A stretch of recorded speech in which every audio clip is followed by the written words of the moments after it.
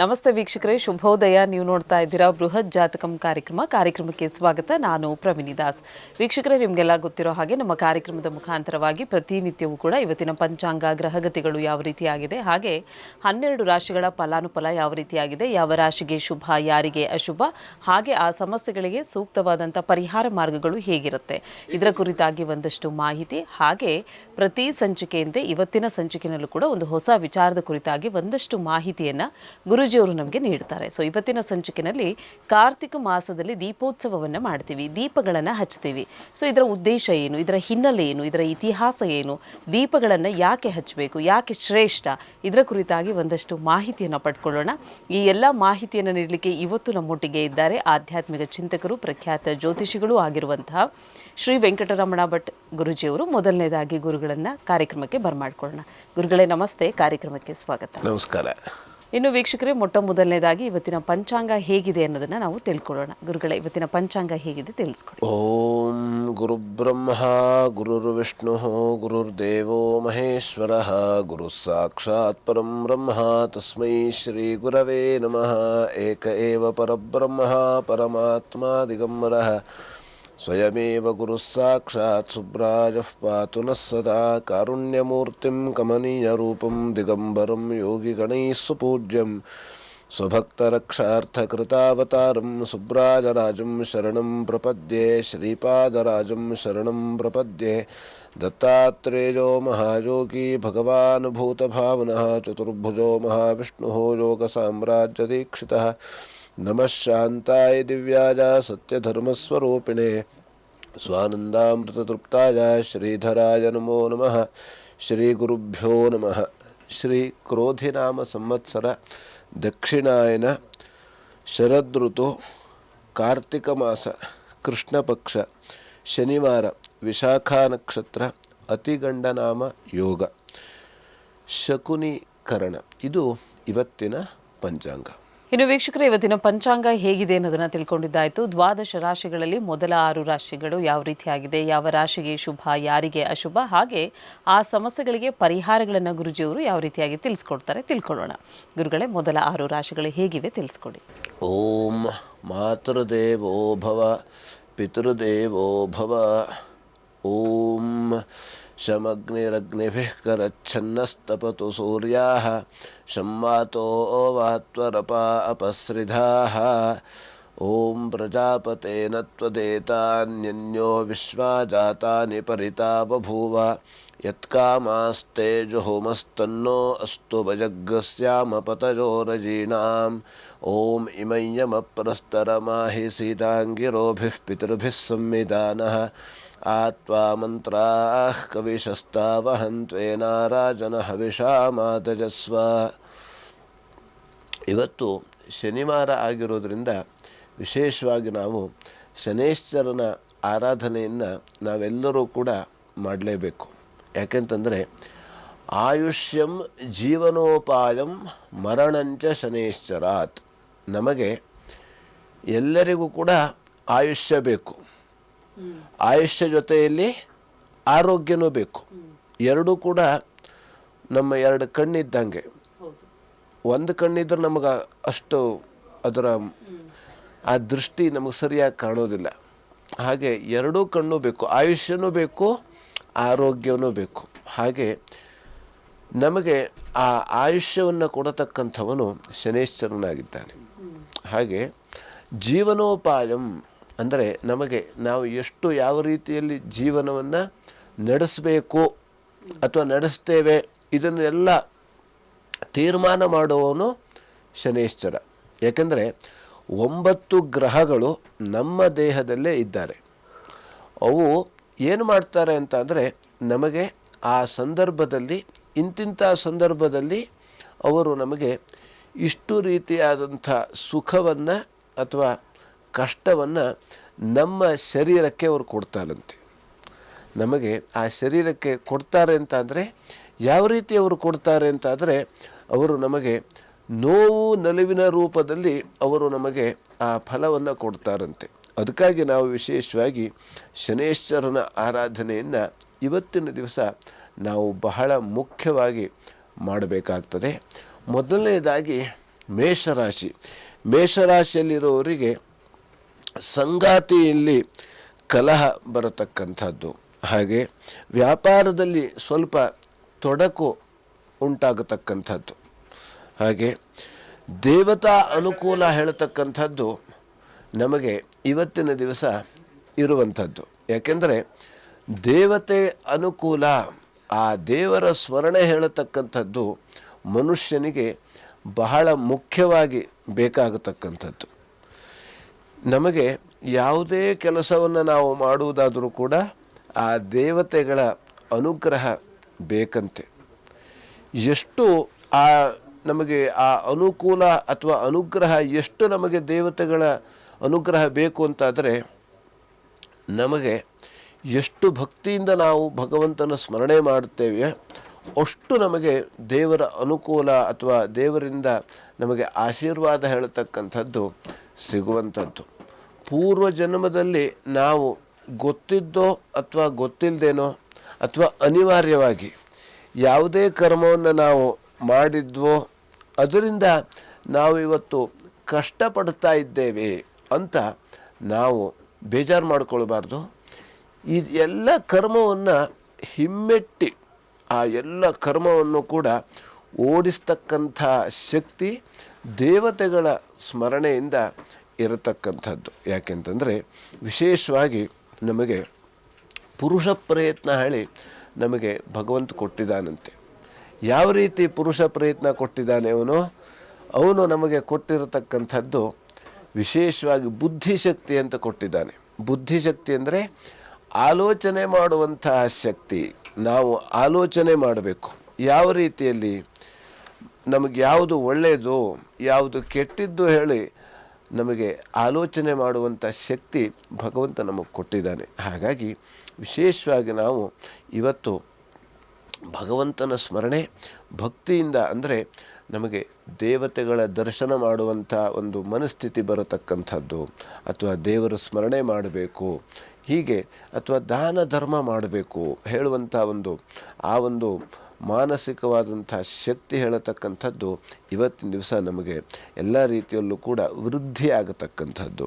ಹಾಗೆ ಬಂಧುಗಳ ಸಹಕಾರ ಹೇಳತಕ್ಕಂಥದ್ದು ಇವತ್ತಿನ ದಿವಸ ಸಿಗ್ತದೆ. ಯಾಕಂದರೆ ನಮಗೆ ಯಾವ ರೀತಿ ನಮಗೆ ಹಿಂದೆ ಯಾರೂ ಆಗ್ತಾಯಿಲ್ಲ, ಯಾವುದೋ ಕಾರಣಕ್ಕೆ ಆಗ್ತಾಯಿಲ್ಲ ಇರ್ಬೋದು, ಆದರೆ ಇವತ್ತಿನ ದಿವಸ ನಾವೇ ಅವ್ರ ಹತ್ರ ಮಾತಾಡ್ತೇವೆ ಅಥವಾ ಅವರೇ ನಮ್ಮನ್ನು ಮಾತಾಡಿಸ್ತಾರೆ. ಹೀಗೆ ಯಾವುದೋ ಒಂದು ಕಾರಣಕ್ಕಾಗಿ, ಯಾಕಂದರೆ ಇಲ್ಲಿ ಯಾವುದೂ ಕೂಡ ಶಾಶ್ವತ ಇಲ್ಲವಂತೆ. ಇಲ್ಲಿ ಶಾಶ್ವತ ಇದ್ದಿದ್ದು ಭಗವಂತ ಒಬ್ಬನೇ ಶಾಶ್ವತ. ಹಾಗಾಗಿ ಲಕ್ಷ್ಮೀನಾರಾಯಣ ಪಾರಾಯಣ ಮಾಡುವುದರಿಂದ ಐಕ್ಯ ಮಂತ್ರ ಪಠಣವನ್ನು ಇವತ್ತಿನ ದಿವಸ ಮಾಡುವುದರಿಂದ ಎಲ್ಲ ರೀತಿಯಲ್ಲಿ ಶುಭ ಫಲವನ್ನು ಕಾಣಬಹುದು. ಇನ್ನು ವೃಷಭ ರಾಶಿಯಲ್ಲಿರುವವರಿಗೆ ಸ್ವಲ್ಪ ಸಾಲ ಬಾಧೆ ಜಾಸ್ತಿ ಆಗತಕ್ಕಂಥದ್ದು. ಹಾಗಾಗಿ ಸಾಲವನ್ನು ಮಾಡಲೇಬಾರದು. ಇನ್ನು ಶತ್ರುಗಳಿಂದಲೂ ಕೂಡ ತೊಂದರೆ ಆಗತಕ್ಕಂಥ ಸಂದರ್ಭ ಬರತಕ್ಕಂಥದ್ದು. ಆದ್ದರಿಂದ ಆದಷ್ಟು ನಾವು ಆ ಶತ್ರುಗಳಿಂದ ದೂರ ಇರಬೇಕು. ಇನ್ನು ಕಿಬ್ಬೊಟ್ಟೆಯ ಭಾಗದಲ್ಲಿ ಸ್ವಲ್ಪ ತೊಂದರೆ ಬರತಕ್ಕಂಥದ್ದು, ಅದು ಯಾವುದೋ ಆಹಾರದ ವ್ಯತ್ಯಾಸದಿಂದ ಅಥವಾ ಇನ್ನು ಬೇರೆ ಯಾವುದೋ ಕಾರಣದಿಂದ ತೊಂದರೆ ಆಗುವಂಥ ಸಾಧ್ಯತೆ ಇರತಕ್ಕಂಥದ್ದು. ಸ್ತ್ರೀಯರಿಗೆ ಸ್ವಲ್ಪ ನಷ್ಟ ಫಲ, ಅಂದರೆ ಸ್ವಲ್ಪ ಖರ್ಚಾಗತಕ್ಕಂಥದ್ದು, ಏನು ನಮಗೆ ಬೇಕೋ ಬೇಡವೋ ಗೊತ್ತಿಲ್ಲ, ಯಾವುದೋ ರೀತಿಯಲ್ಲಿ ನಮಗೆ ಖರ್ಚಾಗುವಂಥ ಸಾಧ್ಯತೆ ಇರತಕ್ಕಂಥದ್ದು. ಹಾಗೆ ವೃತ್ತಿಯಲ್ಲಿ ಸ್ವಲ್ಪ ಅನುಕೂಲ ಇರತಕ್ಕಂಥದ್ದು. ವೆಂಕಟೇಶ್ವರ ಪ್ರಾರ್ಥನೆ ಮಾಡುವುದರಿಂದ ಎಲ್ಲ ರೀತಿಯಲ್ಲಿ ಶುಭ ಫಲವನ್ನು ಕಾಣಬಹುದು. ಇನ್ನು ಮಿಥುನ ರಾಶಿಯಲ್ಲಿರುವವರಿಗೆ ಮಕ್ಕಳಲ್ಲಿ ಅಸಮಾಧಾನ ಬರತಕ್ಕಂಥದ್ದು, ಹಾಗೆ ಹೊಟ್ಟೆಯಲ್ಲಿ ಸ್ವಲ್ಪ ತೊಂದರೆ ಬರತಕ್ಕಂಥ ಸಾಧ್ಯತೆ, ಬುದ್ಧಿಯಲ್ಲೂ ಕೂಡ ತೊಡಕು ಉಂಟಾಗತಕ್ಕಂಥದ್ದು, ಹಾಗೆ ಸ್ವಲ್ಪ ಧನಲಾಭ ಆಗುವಂಥ ಸಾಧ್ಯತೆ ಇದೆ. ಯಾವುದೋ ರೀತಿಯಲ್ಲಿ ವೃತ್ತಿಯಲ್ಲೇ ಅನುಕೂಲ ಆಗಿ ನಮಗೆ ಧನಲಾಭ ಆಗಬಹುದು, ಅಥವಾ ಇನ್ನು ಬೇರೆ ಯಾವುದೋ ರೀತಿಯಲ್ಲಿ ಅನುಕೂಲ ಆಗುವಂಥ ಸಾಧ್ಯತೆ ಇರತಕ್ಕಂಥದ್ದು. ಹಾಗೆ ದುರ್ಗಾ ಕವಚ ಪಠಿಸುವುದರಿಂದ ಇವತ್ತಿನ ದಿವಸ ಎಲ್ಲ ರೀತಿಯಲ್ಲಿ ಶುಭ ಫಲವನ್ನು ಕಾಣಬಹುದು. ಇನ್ನು ಕರ್ಕಾಟಕ ರಾಶಿಯಲ್ಲಿರೋರಿಗೆ ಬಂಧು ಕಲಹ ಹೇಳತಕ್ಕಂಥದ್ದು, ಬಂಧುಗಳಿಂದ ಸ್ವಲ್ಪ ಕಲಹ ಆಗತಕ್ಕಂಥದ್ದು. ಅಂದರೆ ನಮಗೆ ಅವರು ಬೇರೆ ಯಾವುದೋ ರೀತಿಯಲ್ಲಿ ಇವತ್ತಿನ ದಿವಸ ಯಾವುದೋ ಕಾರಣಕ್ಕಾಗಿ ಏನೋ ಸ್ವಲ್ಪ ಒಂದು ಮಾತು ಹೇಳಿದ್ದಕ್ಕೋ ಅಥವಾ ಏನೋ ತೆಗೆದುಕೊಳ್ಳುವ ವಿಚಾರದಲ್ಲಿ ಸ್ವಲ್ಪ ಕಲಹ ಆಗತಕ್ಕಂಥದ್ದು.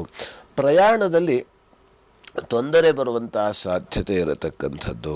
ಹಾಗೆ ವಿಷಜಂತುಗಳ ಭಯ, ಸ್ವಲ್ಪ ವಿಷಜಂತುಗಳು ನಾವು ಆದಷ್ಟು ಏನೋ ಈ ಕಾಡಿಗೆ ಹೋಗುವಂಥದ್ದು ಅಥವಾ ಬೇರೆ ಯಾವುದೋ ಕೃಷಿ ಕ್ಷೇತ್ರಕ್ಕೆ ಹೋಗತಕ್ಕಂಥದ್ದು, ಹೀಗೆ ಯಾವುದೋ ಆ ರೀತಿಯಲ್ಲಿ ಹೋದಾಗ ಸ್ವಲ್ಪ ನಮಗೆ ಆ ವಿಷಜಂತುಗಳಿಂದ ತೊಂದರೆ ಆಗುವಂಥ ಸಾಧ್ಯತೆ ಇರತಕ್ಕಂಥದ್ದು. ಆದ್ದರಿಂದ ನಾವು ಆದಷ್ಟು ಮುಂಜಾಗ್ರತೆ ಕ್ರಮವನ್ನು ವಹಿಸುವುದರಿಂದ ಆ ಭಯದಿಂದ ನಾವು ಸ್ವಲ್ಪ ದೂರ ಇರಬಹುದು. ಯಾಕೆಂದರೆ ನಾವು ಏನೋ ಕಾಣುತ್ತದೆ, ಯಾವುದು ಚೇಳಿರ್ಬೋದು ಅಥವಾ ಹಾವಿರ್ಬೋದು, ಇನ್ಯಾವುದೋ ರೀತಿಯಲ್ಲಿ ಅವು ಕಂಡಿದ್ದಾಗ ನಾವು ಅವು ತೊಂದರೆಯನ್ನು ಕೊಡಲಿಕ್ಕೆ ಹೋಗಬಾರ್ದು.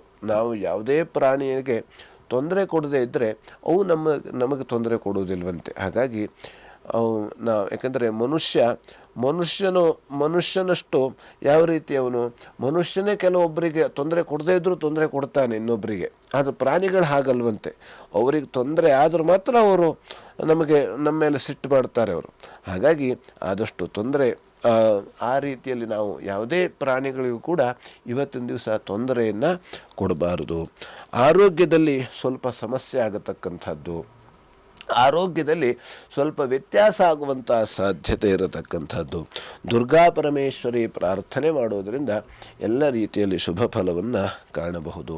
ಇನ್ನು ಸಿಂಹರಾಶಿಯಲ್ಲಿರೋರಿಗೆ ಗಂಟಲು ನೋವು ಬರತಕ್ಕಂಥದ್ದು. ಹಾಗೆ ಯಾಕೆಂತಂದರೆ ನಾವು ಯಾವುದೋ ಈಗ ವಾತಾವರಣವೂ ಕೂಡ ಸ್ವಲ್ಪ ಚಳಿ ವಾತಾವರಣ ಇರತಕ್ಕಂಥದ್ದು. ಹಾಗಾಗಿ ನಾವು ಯಾವುದೇ ತಂಪಾದ ಯಾವುದೇ ಪಾನೀಯವನ್ನು ಕುಡಿಯುವುದರಿಂದ ಅಥವಾ ಬೇರೆ ಯಾವುದೋ ಕಾರಣಕ್ಕಾಗಿ ನಮಗೆ ಸ್ವಲ್ಪ ಗಂಟಲಿಗೆ ಸಮಸ್ಯೆ ಆಗತಕ್ಕಂಥದ್ದು, ನೋವು ಬರತಕ್ಕಂಥದ್ದು, ಇದರಿಂದ ನಾವು ದೂರ ಇರಬೇಕು ಅಂತಾದರೆ ನಾವು ಸ್ವಲ್ಪ ಬಿಸಿಯಾದ ನೀರನ್ನು ಕುಡಿಯತಕ್ಕಂಥದ್ದು ಅಥವಾ ಬಿಸಿಯಾದ ಆಹಾರವನ್ನು ಸೇವನೆ ಮಾಡತಕ್ಕಂಥದ್ದು, ಅದರಿಂದ ನಮಗೆ ಸ್ವಲ್ಪ ಅನುಕೂಲ ಆಗತಕ್ಕಂಥದ್ದು. ಇನ್ನು ವೃತ್ತಿಯಲ್ಲಿ ಸ್ವಲ್ಪ ಅನುಕೂಲ ಆಗುವಂಥ ಸಾಧ್ಯತೆ ಇದೆ. ಮಕ್ಕಳಿಂದ ಸಹಕಾರ ಸಿಗತಕ್ಕಂಥದ್ದು ಇವತ್ತಿನ ದಿವಸ. ಹಾಗೆ ಕಿವಿ ಬಾಧೆ, ಸ್ವಲ್ಪ ಕಿವಿಯಲ್ಲಿ ನಮಗೆ ನೋವು ಬರತಕ್ಕಂಥದ್ದು ಅಥವಾ ಕಿವಿಗೆ ಯಾವುದೇ ಬೇರೆ ರೀತಿಯಲ್ಲಿ ತೊಂದರೆ ಆಗುವಂಥ ಸಾಧ್ಯತೆ ಇರತಕ್ಕಂಥದ್ದು. ಆದ್ದರಿಂದ ನಾವು ವಿಶೇಷವಾಗಿ ಈಗ ಯಾವುದೇ ರೀತಿಯಲ್ಲಿ ಕೆಲಸಕ್ಕೆ ಅಂತ ನಾವು ತೋಟಕ್ಕೆ ಅಥವಾ ಇನ್ಯಾವುದೋ ಕಡೆಗೆ ಹೋದಾಗ ಅದರಿಂದ ನಮಗೆ ಯಾವುದು ಉಣುಗು ಅಥವಾ ಇತ್ಯಾದಿಗಳಿಂದ ತೊಂದರೆ ಆಗುವಂಥ ಸಾಧ್ಯತೆ ಇರತಕ್ಕಂಥದ್ದು. ಆದ್ದರಿಂದ ಆದಷ್ಟು ನಾವು ಅದರಿಂದ ದೂರವಿರಬೇಕು. ಅಂದರೆ ನಾವು ಕೆಲಸ ಮಾಡುವಾಗ ಎಚ್ಚರಿಕೆಯಿಂದ ಇರಬೇಕು. ಎಚ್ಚರಿಕೆಯಿಂದ ಇದ್ದಾಗ ಸ್ವಲ್ಪ ನಾವು ಆರೋಗ್ಯದಿಂದ ಇರಲಿಕ್ಕೆ ಸಾಧ್ಯ ಆಗತಕ್ಕಂಥದ್ದು. ಆದಿತ್ಯ ಹೃದಯವನ್ನು ಓದುವುದರಿಂದ ಎಲ್ಲ ರೀತಿಯಲ್ಲಿ ಶುಭ ಫಲವನ್ನು ಕಾಣಬಹುದು. ಇನ್ನು ಕನ್ಯಾ ರಾಶಿ, ಆಹಾರದಲ್ಲಿ ಸ್ವಲ್ಪ ವ್ಯತ್ಯಾಸ ಆಗುವಂಥ ಸಾಧ್ಯತೆ ಇರತಕ್ಕಂಥದ್ದು. ಅಂದರೆ ಆಹಾರ ವ್ಯತ್ಯಾಸ ಅಂದರೆ ನಮಗೆ ಇವತ್ತಿನ ದಿವಸ ನಾವು ಬೆಳಗ್ಗೆ ತಿಂಡಿ 8 ಗಂಟೆಗೆ ತಿಂಡಿ ತಿಂತೇವೆ ಅಥವಾ 9 ಗಂಟೆಗೆ ತಿಂಡಿ ತಿಂತೇವೆ ಅಂದರೆ ಇದರಲ್ಲಿ ಸ್ವಲ್ಪ ವ್ಯತ್ಯಾಸ ಆಗತಕ್ಕಂಥದ್ದು. ಊಟದಲ್ಲೂ ಕೂಡ ಸ್ವಲ್ಪ ವ್ಯತ್ಯಾಸ, ಟೈಮಿನಲ್ಲಿ ವೇಳೆಯಲ್ಲಿ ವ್ಯತ್ಯಾಸ ಆಗತಕ್ಕಂಥದ್ದು. ಸರಿಯಾದ ಸಮಯಕ್ಕೆ ಆಹಾರ ಸ್ವೀಕಾರ ಮಾಡಲಿಕ್ಕೆ ಬೇರೆ ಯಾವುದೋ ಕಾರಣದಿಂದ ಒತ್ತಡದಿಂದ ನಮಗೆ ಆ ಆಹಾರವನ್ನು ಸೇವನೆ ಮಾಡಲಿಕ್ಕೆ ಆಗೋದಿಲ್ಲ. ಇನ್ನು ಹಣಕಾಸಿನ ತೊಂದರೆ ಬರತಕ್ಕಂಥದ್ದು, ಹಾಗೆ ಕುಟುಂಬದಲ್ಲಿ ಸ್ವಲ್ಪ ಘರ್ಷಣೆ ಆಗತಕ್ಕಂತಹ ಸಾಧ್ಯತೆ, ಬಂಧು ಮಿತ್ರರ ಸಹಕಾರ ಇವತ್ತಿನ ದಿವಸ ಇರ್ತದೆ. ಹಾಗೆ ಮಹಾಲಕ್ಷ್ಮಿ ಸನ್ನಿಧಾನಕ್ಕೆ ಕ್ಷೀರವನ್ನು ಅಥವಾ ಹಾಲನ್ನು ನಾವು ಕೊಡುವುದರಿಂದ ಮಹಾಲಕ್ಷ್ಮಿ ದೇವಸ್ಥಾನಕ್ಕೆ ನಾವು ಎಲ್ಲ ರೀತಿಯಲ್ಲೂ ಕೂಡ ಶುಭ ಫಲವನ್ನು ಕಾಣಬಹುದು. ವೀಕ್ಷಕರೇ, ಇವತ್ತಿನ ಕಾರ್ಯಕ್ರಮದ ಮುಖಾಂತರವಾಗಿ ಒಂದಷ್ಟು ಮಾಹಿತಿಯನ್ನು ನಾವು ಪಡ್ಕೊಳ್ತಾ ಇದ್ವಿ. ಮೊದಲ 6 ರಾಶಿಗಳು ಯಾವ ರೀತಿಯಾಗಿತ್ತು ಅನ್ನೋದನ್ನು ಗುರುಜಿಯವರು ತಿಳಿಸ್ಕೊಟ್ಟಿದ್ದಾರೆ. ಇನ್ನುಳಿದ 6 ರಾಶಿಗಳ ಕುರಿತಾಗಿ ಇನ್ನೊಂದಷ್ಟು ಮಾಹಿತಿಯನ್ನು ಕೊಡ್ತೀವಿ. ಅದಕ್ಕಿಂತ ಮುಂಚಿತವಾಗಿ ಕಾರ್ಯಕ್ರಮದಲ್ಲಿ ಪುಟ್ಟದೊಂದು ವಿರಾಮ.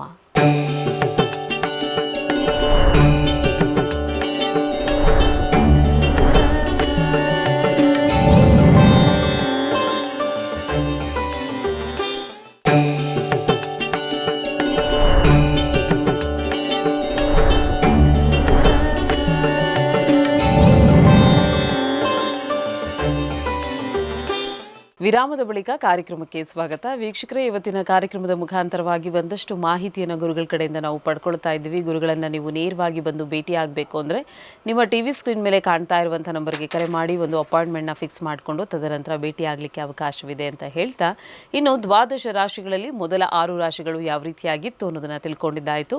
ಕೊನೆಯ 6 ರಾಶಿಗಳು ಹೇಗಿವೆ, ಯಾವ ರಾಶಿಗೆ ಶುಭ, ಯಾರಿಗೆ ಅಶುಭ ತಿಳ್ಕೊಳ್ಳೋಣ. ಗುರುಗಳೇ, ಉಳಿದ 6 ರಾಶಿಗಳು ಹೇಗಿವೆ ತಿಳಿಸ್ಕೊಡಿ.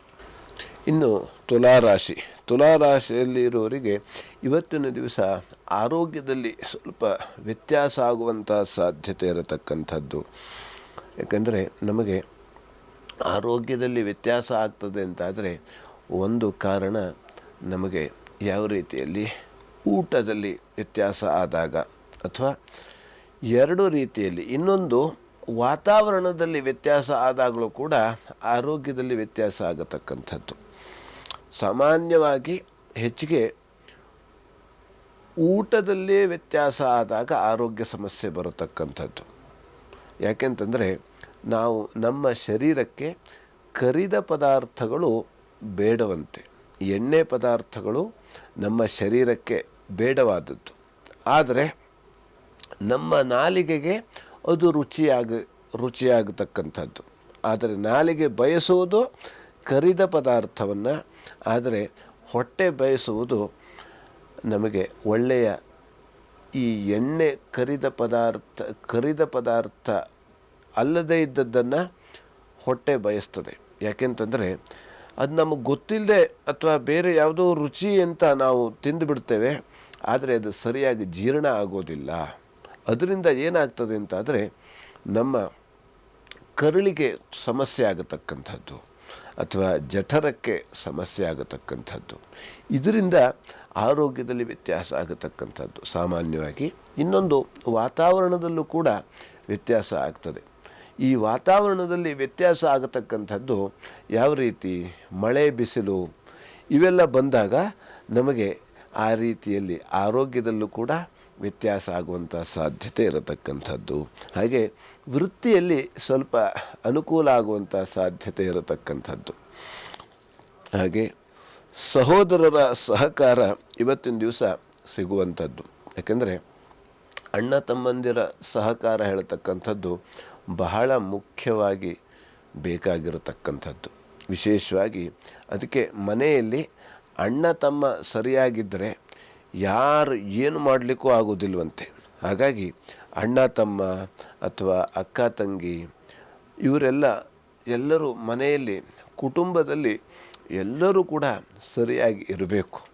ಅದರಿಂದ ಬಹಳವಾಗಿ ಬೇರೆ ಯಾರೂ ಕೂಡ ತೊಂದರೆಯನ್ನು ಕೊಡಲಿಕ್ಕೆ ಬಂದರೂ ಕೂಡ ಆಗೋದಿಲ್ವಂತೆ. ನಾವು ಏನು ವಿಚಲಿತ ಆಗೋದಿಲ್ಲ ನಾವು.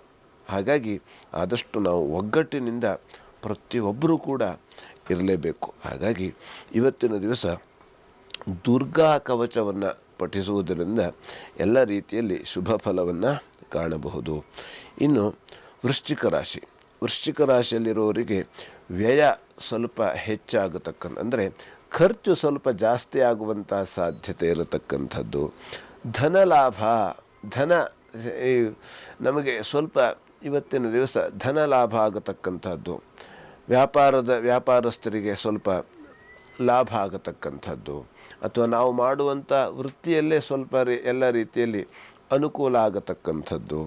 ಹಾಗೆ ಕುಟುಂಬದಲ್ಲಿ ಸಹಕಾರ ಹೇಳತಕ್ಕಂಥದ್ದು ಇವತ್ತಿನ ದಿವಸ ಸಿಗ್ತದೆ. ಸ್ತ್ರೀಯರಿಗೆ ಮಾನ್ಯತೆ ಸಿಗತಕ್ಕಂಥದ್ದು. ಹಾಗೆ ಸ್ವಲ್ಪ ಕಾಲಿನ ಬಾಧೆ, ಕಾಲು ನೋವು ಬರತಕ್ಕಂತಹ ಸಾಧ್ಯತೆ ಇದೆ. ಸುಬ್ರಹ್ಮಣ್ಯ ಕವಚವನ್ನು ಪಠಿಸುವುದರಿಂದ ಎಲ್ಲ ರೀತಿಯಲ್ಲಿ ಶುಭ ಫಲವನ್ನು ಕಾಣಬಹುದು. ಇನ್ನು ಧನುರಾಶಿಯಲ್ಲಿರೋರಿಗೆ ಇವತ್ತಿನ ದಿವಸ ಲಾಭದ ದಿನ ಇವತ್ತಿನ ದಿವಸ. ವೃತ್ತಿಯಲ್ಲಿ ಅನುಕೂಲ ಆಗತಕ್ಕಂಥದ್ದು, ಹಾಗೆ ಬುದ್ಧಿಬಲ ಹೇಳತಕ್ಕಂಥದ್ದು ಇವತ್ತಿನ ದಿವಸ ಇರ್ತದೆ. ಹಾಗೆ ಸಹೋದರರ ಸಹಕಾರ ಹೇಳ್ತಕ್ಕಂಥದ್ದು ಇವತ್ತಿನ ದಿವಸ ಇರತಕ್ಕಂಥದ್ದು. ಪ್ರಯಾಣದಲ್ಲಿ ಸ್ವಲ್ಪ ಜಾಗರೂಕತೆ ಇರತಕ್ಕಂಥದ್ದು. ನಾವು ದೂರ ಪ್ರಯಾಣ ಮಾಡ್ತಾ ಇದ್ದೇವೆ ಅಂತಾದರೆ ಇವತ್ತಿನ ದಿವಸ, ಯಾಕೆಂದರೆ ಶನಿವಾರದಲ್ಲಿ ನಾವು ಯಾವತ್ತೂ ಕೂಡ ನೆನಪಿಟ್ಕೊಳ್ಳುವಂಥದ್ದು ಏನಂತಂದರೆ, ಶನಿವಾರ ನಾವು ದೂರ ಪ್ರಯಾಣ ಮಾಡಬಾರ್ದಂತೆ. ಇನ್ನು ಅನಿವಾರ್ಯ ಬೇರೆ ಯಾವುದೋ ಕಾರಣಕ್ಕಾಗಿ ನಾವು ಪ್ರಯಾಣ ಮಾಡಲೇಬೇಕು ಅಂತ ಆದರೆ ಸೂರ್ಯೋದಯದ ಒಳಗಡೆ ಮನೆಯಿಂದ ನಾವು ಹೊರ ಬರಬೇಕಂತೆ, ಅಥವಾ ಸೂರ್ಯಾಸ್ತದ ನಂತರ ನಾವು ಮನೆಯಿಂದ ಹೊರ ಬಂದಾಗ ನಮಗೆ ಆದಷ್ಟು ನಾವು, ಯಾಕೆಂದರೆ ಹಾಗೆ ಮಾಡಬೇಕು. ಅದು ಶನಿವಾರ ಮತ್ತು ಮಂಗಳವಾರ ದೂರ ಪ್ರಯಾಣ ವರ್ಜ್ಯ, ದೂರ ಪ್ರಯಾಣ ಮಾಡತಕ್ಕದ್ದಲ್ಲ. ಹಾಗಾಗಿ ನವಗ್ರಹ ಸ್ತುತಿಯನ್ನು ಪಠಿಸುವುದರಿಂದ, ನವಗ್ರಹ ಸ್ತೋತ್ರವನ್ನು ಪಠಣ ಮಾಡುವುದರಿಂದ ಎಲ್ಲ ರೀತಿಯಲ್ಲಿ ಶುಭ ಫಲವನ್ನು ಕಾಣಬಹುದು. ಇನ್ನು ಮಕರ ರಾಶಿಯಲ್ಲಿರುವವರಿಗೆ ವೃತ್ತಿಯಲ್ಲಿ ಸ್ವಲ್ಪ ತೊಡಕು ಉಂಟಾಗತಕ್ಕಂಥದ್ದು, ವಿಘ್ನಗಳು ಸ್ವಲ್ಪ ಜಾಸ್ತಿಯಾಗಿ ಬರತಕ್ಕಂಥದ್ದು, ಹಾಗೆ ಸಂಗಾತಿಯಿಂದ ಸ್ವಲ್ಪ ಖರ್ಚಾಗತಕ್ಕಂಥದ್ದು.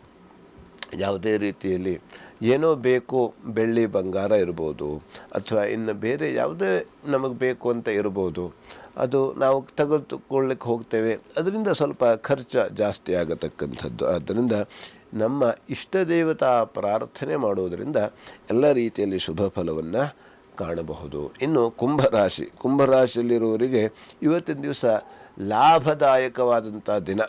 ಹಾಗೆ ತಂದೆ ಮಕ್ಕಳಲ್ಲಿ ಸ್ವಲ್ಪ ಭಿನ್ನಾಭಿಪ್ರಾಯ ಬರತಕ್ಕಂಥದ್ದು.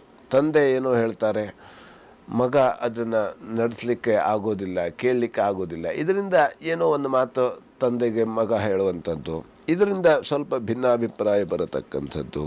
ಹಾಗೆ ಶುಭ ಕಾರ್ಯಗಳಿಗೆ ಸ್ವಲ್ಪ ತೊಡಕು ಬರತಕ್ಕಂಥದ್ದು. ಹಾಗಾಗಿ ಇವತ್ತಿನ ದಿವಸ ಯಾವುದೇ ನಾವು ಒಳ್ಳೆಯ ಕಾರ್ಯವನ್ನು ಮಾಡಲಿಕ್ಕೆ ಸ್ವಲ್ಪ ತೊಂದರೆ ಬರ್ತಾ ಇರೋದರಿಂದ ಆದಷ್ಟು ನಾವು ಮುಂದೆ ಆ ಶುಭ ಕಾರ್ಯವನ್ನು ಮಾಡತಕ್ಕಂಥದ್ದು ತುಂಬ ಉತ್ತಮವಾಗಿರತಕ್ಕಂಥದ್ದು. ಹಾಗಾಗಿ ಗಣಪತಿಗೆ ಇವತ್ತಿನ ದಿವಸ ಪ್ರಾರ್ಥನೆ ಮಾಡುವುದರಿಂದ, ಅಥವಾ ಗಣಪತಿಗೆ ನಮಸ್ಕಾರ ಮಾಡುವುದರಿಂದ, ಅಥವಾ ಗಣಪತಿಗೆ ಪ್ರದಕ್ಷಿಣೆಯನ್ನು ಮಾಡುವುದರಿಂದ, ಗಣಪತಿ ಸನ್ನಿಧಾನಕ್ಕೆ ಹೋಗಿ ನಾವು ಧ್ಯಾನ ಮಾಡುವುದರಿಂದ ಎಲ್ಲ ರೀತಿಯಲ್ಲಿ ಶುಭ ಫಲವನ್ನು ಕಾಣಬಹುದು. ಇನ್ನು ಮೀನರಾಶಿಯಲ್ಲಿರುವವರಿಗೆ ಇವತ್ತಿನ ದಿವಸ ಸ್ವಲ್ಪ ಅಶುಚಿಯಾಗತಕ್ಕಂಥದ್ದು ಅಥವಾ ಮೈಲಿಗೆ ಬರತಕ್ಕಂಥದ್ದು. ಅಂದರೆ ಅಶುಚಿ ಅಂದರೆ ನಾವು ನಡೆದುಕೊಂಡು ಹೋಗ್ತಾ ಇರ್ತೇವೆ, ಆವಾಗ ಏನಾಗ್ತದೆ ಅಂತಾದರೆ ಅಲ್ಲಿ ಸ್ವಲ್ಪ ಯಾವುದೇ ರೀತಿಯಲ್ಲಿ ಈ ನಾವು ಮಳೆ ಅಥವಾ ನೀರಿದ್ದ ಸಂದರ್ಭದಲ್ಲಿ ಅದರಿಂದ ಯಾವುದೇ ರೀತಿ ಆ ಕೆಸರು ನೀರು ನಮಗೆ ಸಿಡಿಯತಕ್ಕಂಥದ್ದು, ಅಥವಾ ಮರದ ನೆರಳಿನಲ್ಲಿ ಮರದ ಬುಡದಲ್ಲಿ ಹೋಗ್ತಾ ಇರ್ತೇವೆ, ಅದರಿಂದ ಸ್ವಲ್ಪ ಯಾವ ರೀತಿ ಪಕ್ಷಿಗಳ ಆ ಗಲೀಜು ನಮಗೆ ತಾಗತಕ್ಕಂಥದ್ದು. ಆದ್ದರಿಂದ ಆದಷ್ಟು ನಾವು ಜಾಗ್ರತೆಯಿಂದ ಹೋದಲ್ಲಿ ನಾವು ಇದರಿಂದ ನಾವು ಅಶುಚಿಯಿಂದ ಸ್ವಲ್ಪ ದೂರವಿರಲಿ, ಅಥವಾ ಅಶುಚಿಯಿಂದ ನಾವು ತಪ್ಪಿಸಿಕೊಳ್ಳಲು ಸಾಧ್ಯ ಆಗತಕ್ಕಂಥದ್ದು. ಹಾಗೆ ಹೆಣ್ಣು ಮಕ್ಕಳಿಗೆ ಇವತ್ತಿನ ದಿವಸ ಕಾರ್ಯಸಿದ್ಧಿಯಾಗತಕ್ಕಂಥದ್ದು. ಹಾಗೆ ಅಪರಾಧ ಕ್ಷಮಾ ಸ್ತೋತ್ರ ಅಂತ ಇದೆ, ದೈವಿ ಅಪರಾಧ ಕ್ಷಮಾ ಸ್ತೋತ್ರ. ಇದನ್ನು ನಾವು ಪಠಿಸುವುದರಿಂದ ಎಲ್ಲ ರೀತಿಯಲ್ಲಿ ಶುಭ ಫಲವನ್ನು ಕಾಣಬಹುದು. ಇನ್ನು ವೀಕ್ಷಕರೇ, ಒಟ್ಟಾರೆ 12 ರಾಶಿಗಳ ಫಲಾನುಫಲ ಯಾವ ರೀತಿಯಾಗಿದೆ ಅನ್ನೋದನ್ನು ಗುರುಜಿಯವರು ನಮಗೆ ತಿಳಿಸ್ಕೊಟ್ಟಿದ್ದಾರೆ. ಇನ್ನು ಇವತ್ತಿನ ದಿನ ವಿಶೇಷತೆಗೆ ಹೋಗೋದಾದರೆ, ಈ ಪ್ರತಿ ಸಂಚಿಕೆನಲ್ಲೂ ಕೂಡ ಒಂದೊಂದು ಹೊಸ ವಿಚಾರದ ಬಗ್ಗೆ ಒಂದಷ್ಟು ಮಾಹಿತಿಯನ್ನು ಗುರುಗಳು ನಮಗೆ ನೀಡ್ತಾ ಹೋಗ್ತಿದ್ದಾರೆ. ಕಾರ್ತಿಕ ಮಾಸದಲ್ಲಿ ದೀಪೋತ್ಸವವನ್ನು ಆಚರಣೆ ಮಾಡ್ತೀವಿ. ಈ ಕಾರ್ತಿಕ ಮಾಸದಲ್ಲಿ ದೀಪಗಳನ್ನು ಹಚ್ಚೋದು ಬಹಳ ಶ್ರೇಷ್ಠ ಅಂತ ಹೇಳ್ತಾರೆ. ಯಾಕೆ, ಎಷ್ಟು ದೀಪಗಳನ್ನು ಹಚ್ಚಬೇಕು, ಯಾವ ರೀತಿಯಾದಂಥ ದೀಪಗಳನ್ನು ಹಚ್ಚಬೇಕಾಗತ್ತೆ, ಇದರ ವಿಧಿವಿಧಾನಗಳು ಯಾವ ರೀತಿಯಾಗಿರುತ್ತೆ ಗುರುಗಳೇ, ಇದ್ರ ಕುರಿತಾಗಿ ಒಂದಷ್ಟು ಮಾಹಿತಿ. ನಮಗೆ ಕಾರ್ತಿಕ ಮಾಸದಲ್ಲಿ ದೀಪೋತ್ಸವವನ್ನು ಪ್ರತಿಯೊಬ್ಬರು ಮಾಡಲೇಬೇಕಂತೆ. ಯಾಕೆಂತಂದರೆ ದೀಪೋತ್ಸವ ಅಂತಂದರೆ ಅವನೇ ಭಗವಂತನ ಆರಾಧನೆ.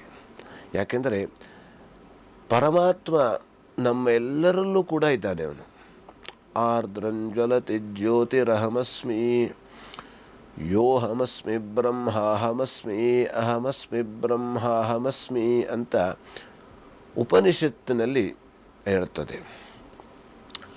ಆರ್ದ್ರಂಜ್ವಲತಿ, ಜ್ಯೋತಿಯ ರೂಪದಲ್ಲಿ ಭಗವಂತ ನಮ್ಮೆಲ್ಲರಲ್ಲೂ ಇದ್ದಾನೆ. ಅವನು ಅದಕ್ಕಾಗಿ ನಾವು ಆ ದೀಪವನ್ನು ಹಚ್ಚತಕ್ಕಂಥದ್ದು. ದೀಪವನ್ನು ಹಚ್ಚುವುದರಿಂದ ಏನು ಫಲ ಸಿಗ್ತದೆ ಅಂತಾದರೆ ನಮ್ಮೆಲ್ಲ ಕರ್ಮ ನಾಶ ಆಗತಕ್ಕಂಥದ್ದು. ಕರ್ಮ, ಯಾಕೆಂದರೆ ಕರ್ಮ ಅಂದರೆ ಯಾವ ರೀತಿ ನಾವು ಮಾಡಿದಂಥ ಕೆಲಸ, ನಮ್ಮ ಕೆಟ್ಟ ಕರ್ಮ ನಾಶವಾಗ್ತದಂತೆ. ಯಾವ ರೀತಿ? ಈಗ ಕಣ್ಣಿಗೆ ಕಾಡಿಗೆ ಹಚ್ಚುತ್ತಾರೆ. ಯಾಕಾಗಿ? ಕಪ್ಪಾಗಿ ಕಾಣಲಿಕ್ಕೆ, ಕಣ್ಣು ಕಪ್ಪಾಗಿ ಕಾಣಬೇಕು ಅಂತ ಕಾಡಿಗೆ ಹಚ್ಚುತ್ತಾರೆ. ಆದರೆ ಯಾವ ರೀತಿ ದೀಪ ಏನು ಮಾಡುತ್ತದೆ? ಉರಿತದೆ. ದೀಪ ಉರಿದದು ಏನು ಬಿಡ್ತದೆ? ಕಪ್ಪಾದ ಕಾಡಿಗೆ ಬಿಡ್ತದೆ. ಅದು ಕೂಡ ಅಂದರೆ ಆ ಪಾಪ ನಾಶವಾಗ್ತದೆ, ನಾವು ಮಾಡಿದಂಥ ಪಾಪ ಕಳೀತದೆ. ಅದಕ್ಕಾಗಿ ಯಾವ ರೀತಿಯಲ್ಲಿ? ಅದಕ್ಕಾಗಿ ನಾವು ಪ್ರತಿನಿತ್ಯವೂ ಕೂಡ ದೀಪ ಹಚ್ಚಬೇಕು. ಪ್ರತಿನಿತ್ಯವೂ ಪ್ರತಿ ದಿವಸವೂ ಕೂಡ ದೀಪ ಬೆಳಗಬೇಕಂತೆ. ಆ ದೀಪ ಬೆಳಗುವುದರಿಂದ ಯಾವ ರೀತಿ? ದೀಪ ಬಂದ ಮೇಲೆ ಕತ್ತಲೆ ಹೋಗ್ತದೆ. ದೀಪ ಬಂದ ಮೇಲೆ ಕತ್ತಲೆ ಹೋಗ್ತದೆ. ಹಾಗೆ ಆ ಕತ್ತಲೆ ಹೋದ್ಮೇಲೆ ಅದಕ್ಕೆ ಯಾವ ರೀತಿ? ಜ್ಞಾನ, ಅದಕ್ಕೆ ಬೆಳಕು ಅಂತ ಕರೀತಾರೆ. ಬೆಳಕು, ಜ್ಞಾನ ಇದೆಲ್ಲವೂ ಕೂಡ ನಮಗೆ ವಿಶೇಷವಾಗಿ ನಾವು ಜ್ಞಾನದ ಕಡೆಗೆ ಹೋಗಬೇಕು ಅಂತಾದರೆ ನಮಗೆ ಆ ಬೆಳಕು ಬೇಕು. ಅದು ಯಾವ ರೀತಿ? ಯಾವ ಬೆಳಕು? ಅದು ಭಗವಂತನ ಬೆಳಕು, ಪರಮಾತ್ಮನ ಬೆಳಕು. ಆ ಪರಮಾತ್ಮನ ಬೆಳಕಿನ ಕಡೆಗೆ ನಾವೆಲ್ಲರೂ ಕೂಡ ಹೋಗಬೇಕಂತೆ. ನಮ್ಮ ಈ ಮನುಷ್ಯ ಜನ್ಮದ ಉದ್ದೇಶನೇ ಅದಾಗಿರ್ತದೆ. ಹಾಗಾಗಿ ಆ ದೀಪ ಹಚ್ಚುವುದರಿಂದ, ದೀಪ ಬೆಳಗಿಸುವುದರಿಂದ ನಮ್ಮ ಎಲ್ಲ ಕರ್ಮಗಳು ಕೂಡ ನಾಶವಾಗ್ತವೆ. ನಾವು ಆ ಬೆಳಕಿನ ಕಡೆಗೆ ಹೋಗಲಿಕ್ಕೆ ನಮಗೆ ಎಲ್ಲ ರೀತಿಯಲ್ಲಿ ದಾರಿ ನಮಗೆ ಕಾಣುವಂಥದ್ದು. ಯಾಕೆಂದರೆ ಮನುಷ್ಯನಿಗೆ ವಿಶೇಷವಾಗಿ ಭಗವಂತ, ಎಲ್ಲ ಪ್ರಾಣಿಗಳಲ್ಲೂ ಕೂಡ ಭಗವಂತ ಇದ್ದಾನೆ. ಆದರೆ ನಮ್ಮಲ್ಲಿ ಇದ್ದಾನೆ ಅಂತ ನಮಗೆ ಗೊತ್ತಾಗುವುದು ಯಾವ ರೀತಿಯಲ್ಲಿ ನಮಗೆ ಗೊತ್ತಾಗ್ತದೆ ಅಂತಾದರೆ, ಅದು ನಾವು ಅವನ ಸ್ಮರಣೆ ಮಾಡಿದಾಗ ಅತಿ ಉತ್ಕಟವಾಗಿ ಭಗವಂತನ ಸ್ಮರಣೆ ಮಾಡಿದಾಗ ನಮ್ಮಲ್ಲಿ ಇರತಕ್ಕಂಥ ಆ ಪರಮಾತ್ಮ ನಮಗೆ ಕಾಣಿಸ್ಕೊಳ್ತಾನೆ. ಅವನು ಯಾವ ರೀತಿಯಲ್ಲಿ ಕಾಣಿಸ್ಕೊಳ್ತಾನೆ? ಅವನು ದೀಪದ ರೂಪದಲ್ಲೇ ಅವನು ಕಾಣಿಸ್ಕೊಳ್ತಾನೆ. ಅವನು ಎಷ್ಟು ಗಾತ್ರದಲ್ಲಿದ್ದಾನೆ ಅವನು? ಭಗವಂತ ಯಾವ ರೀತಿಯಲ್ಲಿದ್ದಾನೆ ಅವನು? ಅದಕ್ಕೆ ಅಂಗುಷ್ಠ ಮಾತ್ರ ಪುರುಷೋಂಗುಷ್ಠಂಚ ಸಮಾಶ್ರಿತ ಅಂತ ಹೇಳಿದ್ದಾರೆ. ನಮ್ಮೆಲ್ಲರ ಅಂಗುಷ್ಠ, ಇದು ಅಂಗುಷ್ಠ ಅಂತ ಈ ರೀತಿಯಲ್ಲಿ ಭಗವಂತ ಇದ್ದಾನಂತೆ. ಅದಕ್ಕಾಗಿ ದೀಪನೂ ಕೂಡ ಈ ಹೆಬ್ಬೆರಳಿನ ಗಾತ್ರದಲ್ಲಿ ಇರ್ತದೆ. ಅದಕ್ಕಾಗಿ ನಾವು ದಿವಸ ದೀಪವನ್ನು ಹಚ್ಚಬೇಕು. ಅದರಿಂದ ನಮಗೆ ಎಲ್ಲ ರೀತಿಯಲ್ಲಿ ಈ ಪರಮ ಪುರುಷಾರ್ಥ, ಧರ್ಮ, ಅರ್ಥ, ಕಾಮ, ಮೋಕ್ಷವೂ ಕೂಡ ನಮಗೆ ಸಿಗತಕ್ಕಂಥದ್ದು. ಓಕೆ ಗುರುಗಳೇ, ಇದುವರೆಗೂ ಕಾರ್ಯಕ್ರಮದಲ್ಲಿ ಭಾಗವಹಿಸಿ ಸಾಕಷ್ಟು ಮಾಹಿತಿಯನ್ನು ನಮಗೆ ತಿಳಿ ಹೇಳಿದ್ದೀರಾ. ಧನ್ಯವಾದಗಳು. ಲೋಕಾಹ ಸಮಸ್ತಾಹ ಸುಖಿನೋ ಭವಂತು, ಸಮಸ್ತ ಸನ್ಮಂಗಳಾನಿ ಭವಂತು. ಎಲ್ಲರಿಗೂ ಕ್ಷೇಮವಾಗಲಿ. ವೀಕ್ಷಕರೇ, ಇದಾಗಿತ್ತು ಇವತ್ತಿನ ವಿಶೇಷ ಕಾರ್ಯಕ್ರಮ. ಮತ್ತೆ ನಿಮ್ಮ ಭೇಟಿ ಮುಂದಿನ ಸಂಚಿಕೆಯಲ್ಲಿ. ಧನ್ಯವಾದಗಳು.